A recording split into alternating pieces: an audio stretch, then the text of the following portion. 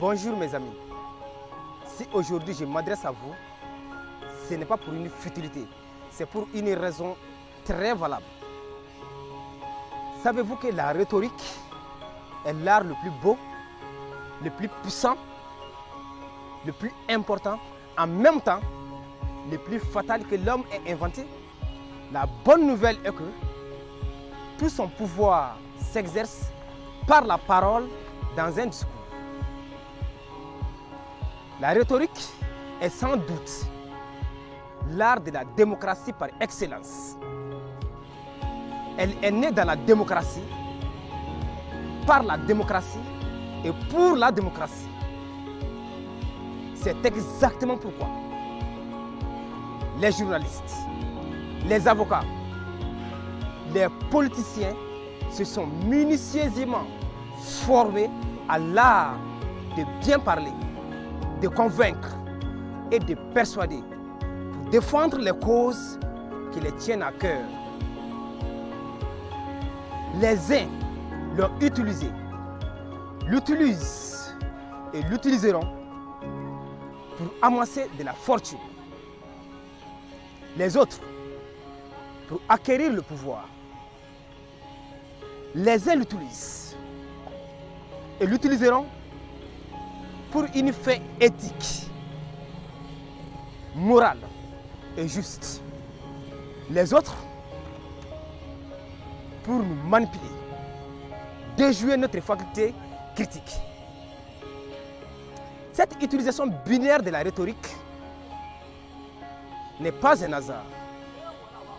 En fait, il y a 2500 ans, Gorgias, l'une des figures emblématiques de la rhétorique, et l'un des personnages principaux du dialogue de Platon disait ceci: la rhétorique est l'art du discours, l'art qui défend le juste et l'injuste, l'art dont la finalité est la persuasion, donc l'efficacité.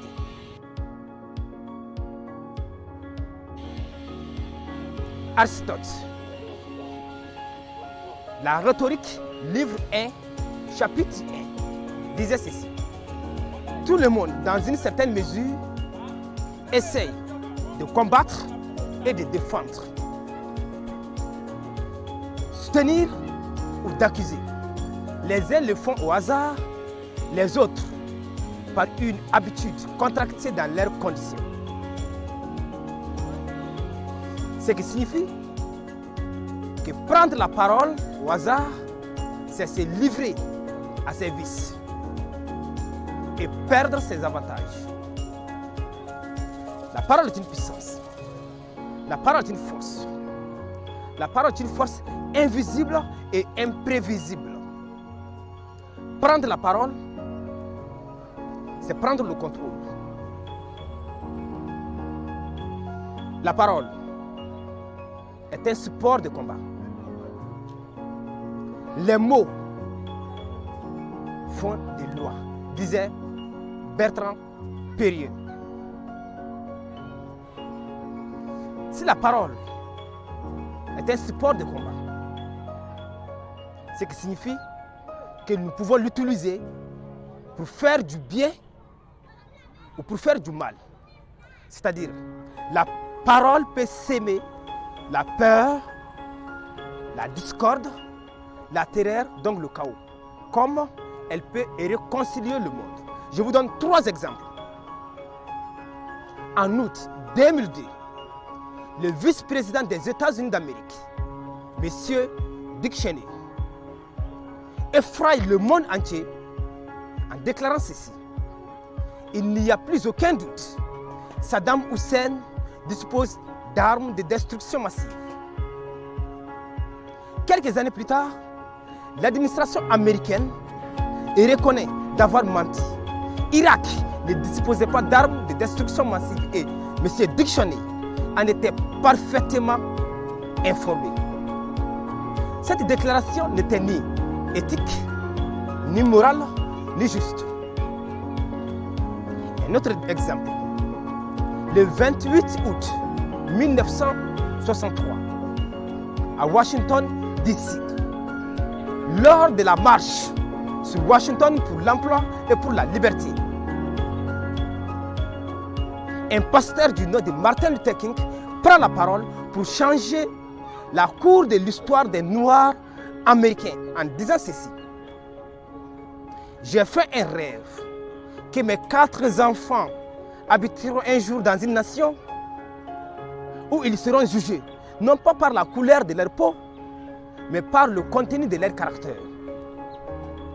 Enfin,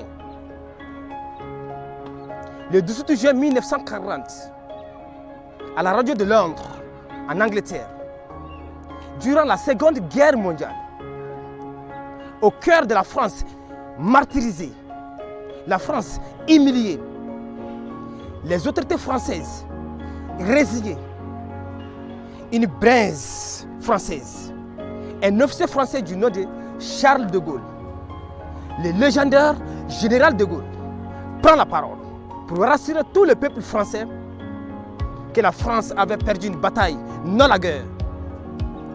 Au bout de cet appel, général de Gaulle annonce ceci.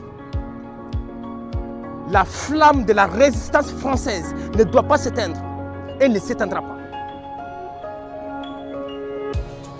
Ces quelques exemples sont des illustrations parfaites de la puissance de la parole et de l'efficacité de la rhétorique. Alors, voulez-vous apprendre les techniques qui gouvernent cette puissance, cette force? Voulez-vous être un gagnant ou un perdant désespérément pitoyable qui se laisse convaincre, persuader, pire encore, manipulé par des gens sans foi, sans éthique et sans morale? Je vous laisse choisir votre camp en cliquant sur s'abonner pour ouvrir la cloche de la notification afin de recevoir mes prochaines vidéos. Laissez-moi un commentaire et un pouce bleu. Ça fait toujours un plaisir. Partagez cette vidéo. Elle change une vie. Je vous remercie.